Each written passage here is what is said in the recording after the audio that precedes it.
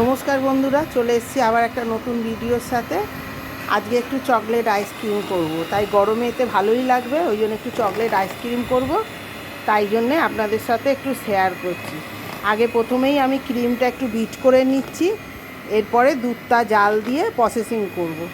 তাই জন্য আপনাকে দেখাচ্ছি। নমস্কার বন্ধুরা, চলে এসেছি আবার একটা নতুন ভিডিওর সাথে। আজকে এই গরমেতে আজকে একটুখানি আইসক্রিম করব, চকলেট আইসক্রিম করব, তাই আপনাদের সাথে একটু শেয়ার করছি। আমি প্রথমেই ক্রিমটাকে বিট করে নিচ্ছি, বিট করে নিয়ে তারপরে দুধটা জাল দিয়ে প্রসেসিংটা করব, তখন আপনাদের সাথে শেয়ার করব আবার। তা আগে ক্রিমটাকে আমি বিট করে নিলাম। এই যে বন্ধুরা, আমি দুধটা নিয়ে নিয়েছি, দুধটা আমি আগেই জাল করে রেখে দিয়েছিলাম। দিয়ে এই যে এর মধ্যে আমি 2 চামচ কাস্টার্ড পাউডার নিয়েছি। এই যে এর মধ্যে একটু ঠান্ডা দুধ দিয়ে দেবো।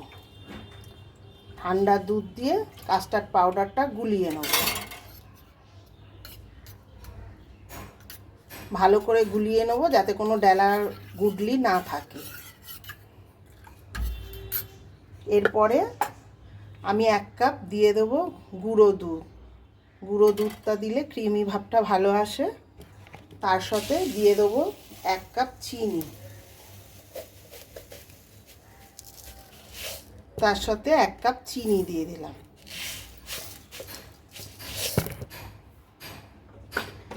এবার দিয়ে দেবো 1 চামচ ভ্যানিলা এসেন্স।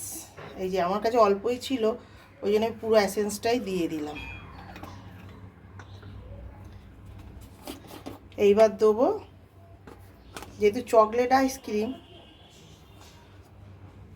এই যে 1 থেকে 1.5 চামচের মতন আমি একটু কোকো পাউডার দিয়ে দিলাম। এইবার এইগুলোকে ভালো করে মিশিয়ে নেব।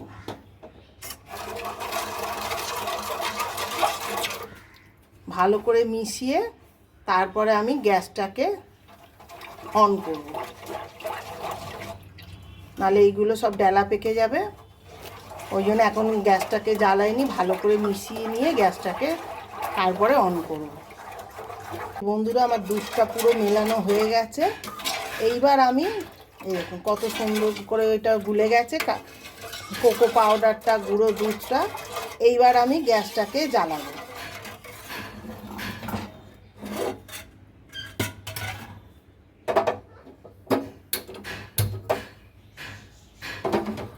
গ্যাসটাকে জ্বালিয়ে দিয়ে আমি দুধটাকে বসিয়ে দিয়েছি। দুধটা একটু ফুটলে, 1 ফুট হলে তারপরে দেবো কাস্টার্ড পাউডারটা।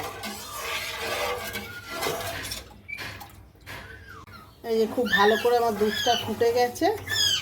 এইবার এই যে গুলিয়ে রাখা কাস্টার্ডটা আমি আস্তে আস্তে করে দিয়ে দেবো দুধের মধ্যে।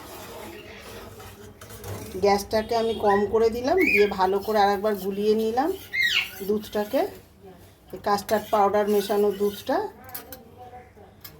এইবার আস্তে আস্তে মিশিয়ে দেবো।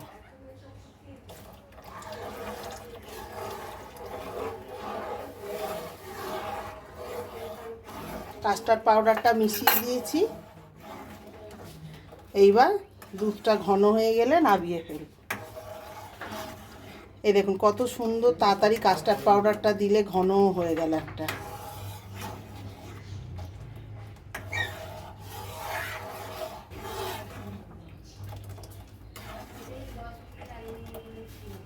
এই যে বন্ধুরা, আমার এইটা দুধটা হয়ে গেছে, যেটা আমি কফি পাউডার, চিনি, গুঁড়ো দুধ, কাস্টার্ড পাউডার দিয়ে ফুটিয়েছিলাম। এটা আমার এরকম গাঢ় গাঢ় হয়ে গেছে, ঠান্ডাও হয়ে গেছে।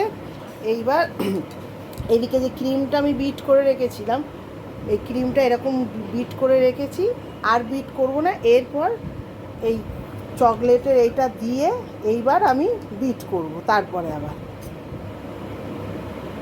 এইটাকে এর সাথে মিশিয়ে দিয়ে এরপর আবার বিট করব।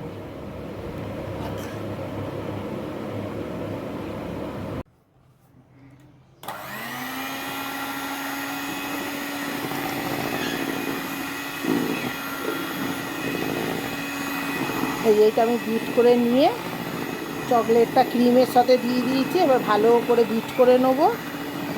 নিয়ে আমি একটা এয়ারটাইট কন্টেনারে দিয়ে ফ্রিজে রেখে দেবো, তারপরে 5 ঘন্টা 6 ঘন্টার জন্য।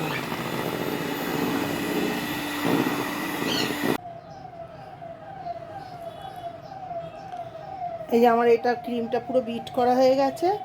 এরপর আমি একটা এয়ারটাইট কন্টেনারটা নিয়ে নিয়েছি, এর মধ্যে আমি এবার ক্রিমটাকে ঢেলে দেবো, আইসক্রিমের মিশ্রণটাকে কিছুটা দিলাম। এরপর দেবো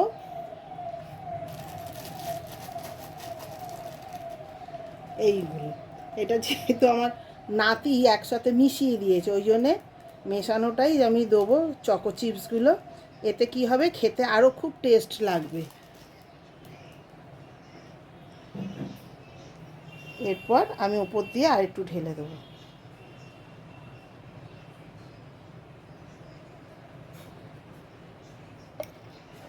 এই যে বন্ধুরা, কন্টেনারের পুরো আমার ঢালা হয়ে গেছে।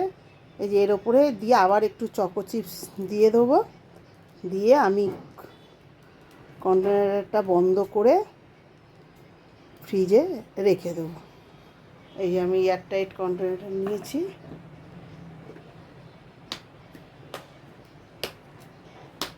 এটা 5 থেকে 6 ঘন্টার জন্য আমি ফ্রিজে রেখে দেবো। এটা 5-6 ঘন্টা পর ঘুরে আসছি। এই যে বন্ধুরা, আমি আবার 5 ঘন্টা পর ফিরে এলাম। এই দেখুন কত সুন্দর আইসক্রিমটা জমেছে। এই দেখুন, দেখিয়ে দিচ্ছি।